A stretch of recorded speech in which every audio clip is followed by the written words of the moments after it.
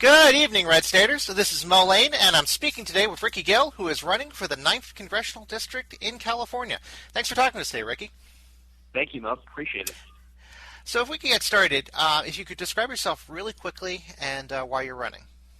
Well, Mo, I'm running for Congress to protect one of the more fundamental values in our representative form of government, which is local representation. If you look at this newly drawn ninth congressional district, there's not a single state or federal legislator that lives here, and yet we have high levels of hardship, a double the national unemployment rate. And I'm running to project some vision onto these issues. I'm a first-generation American. I'm grounded in my family's small business, which is where I learned the value of the dollar. Used to serve on the State Board of Education, but I want to make sure as a party that we can go on offense and win some seats back in California, which would be refreshing. And the district itself, for the benefit of readers, basically what's happened is California did some rather strenuous internal redistricting of its of the boundaries this year.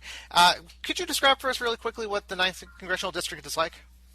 Yeah, it's somewhat, many people have said that it's a far cry from the old 11th District. The old 11th District had one boot in the Central Valley, one boot in the Bay Area. The Ninth District has largely collapsed into the San Joaquin Valley. The population hub is Stockton. It goes north into South Sacramento County, the communities of Lodi and Galt, goes west into the Delta. So the predominant industry here, Mo, is agriculture, and that's one focus of our campaign. My opponents really neglected the agriculture industry, voted against agriculture exports, and that's his principle, not mine. And one reason we're getting a lot of traction is that we have local roots here, which is more than McNerney can say. He lives in the Bay Area, and the tough sell for him is going to be moving into a district that really has rejected a Bay Area brand of politics. Now, as I recall, the Valley has been the subject of some controversy over the last couple of years due to the entire water rights mess, to be honest. How is that how is that working out these days? Is it getting better for agriculture there, or is it still a problem? Well, listen, agriculture, as I mentioned, is our major industry. And when I approach a water rights debate, it's what's best for local farmers here. We grow anywhere from $2 to $2.5 billion of agriculture product in this district every year. And, farmers' livelihood depends upon the stability of their water supply. There's no doubt about that. So, we approach this issue through the prism of free trade for our ag products, lessening the regulatory state that's getting in the way of a farmer doing their business.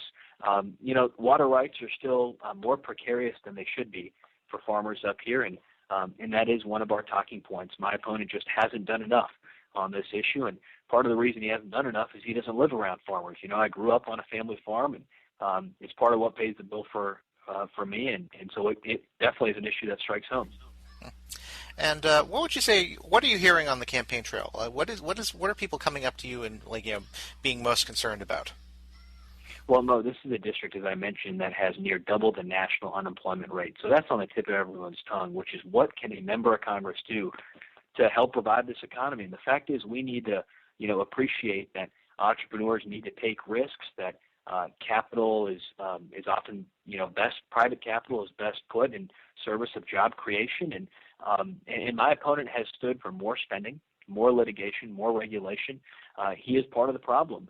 And I think that's on the tip of everyone's tongue is what can you do to restore economic growth here? Because things have totally collapsed around here. This is the foreclosure capital of the United States. That crisis hit very hard here in Stockton. And I often, hear from parents in this district about how their young people, their kids cannot return here to this economy. It's utterly devastated. And so my opponent has not had any solutions. If anything, he stood in the way of reform. And I think people are rallying around this campaign as projecting the right kind of answers and solutions. Now, to be honest, when a lot of conservative activists, especially outside California, hear about California, they don't quite equate it the way they would say Massachusetts or Vermont. But there's a certain amount of pessimism about being able to to win races in California. How would you address that? What would you tell those people who are worried about being able to gain territory in blue state? Well, look, I bring my conservative principles to this race, whether it's supporting a balanced budget amendment, making sure that the runaway spending is brought under control, fighting for the entrepreneur to be able to really assert himself or herself on this economy. That's what's guiding this effort. But I tell people about the particularities about my story. I'm a first-generation American, Mo. I speak Spanish. There's a demographic dividend in a state like California if we can draft the kind of candidates who can speak to the changing face of this state. And, there are a lot of complexities to everybody's background, but, particularly mine. I'm a first-generation American. My folks are born in India. My father actually grew up in Uganda, and for a time was actually a refugee in that country after Idi Amin came to power. And I often say there's no one in this district we can't touch, whether it's through agriculture or my personal background, understanding that the Valley needs a voice and not an imported one. It's important to be able to connect to people. There's no substitute for that. And we can speak people's language literally, and if we can't do that, we can do it figuratively in this district, and that allows us to build trust. There's no substitute for that in politics. Okay, a couple more questions for you. I'll let you get back to the campaign. The first is you have a website, www.rickygill.com. That's right.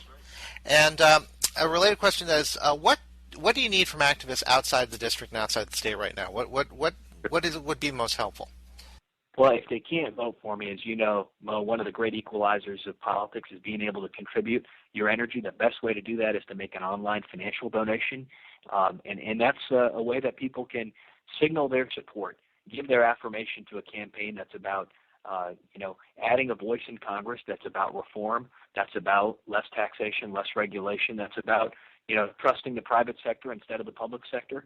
I think making an online donation is a great way to give us a shot in the arm, and I'd be very grateful for anybody's support. Okay, last question for you then. You win in November. You take office. What is the first thing you're going to do when you become a congressman? My first priority is going to be making sure that we can get the economy back on track in a district that is absolutely hurting. And I believe that attacking runaway federal spending and regulations has got to be a top priority. I think most people lose sight of the fact that almost more lawmaking in Washington happens through the back door with rules and regulations than through the front door. And making sure that Congress is a responsible institution, that it is held accountable, that its processes are transparent, is very important to me, and it's clearly a priority to the American people.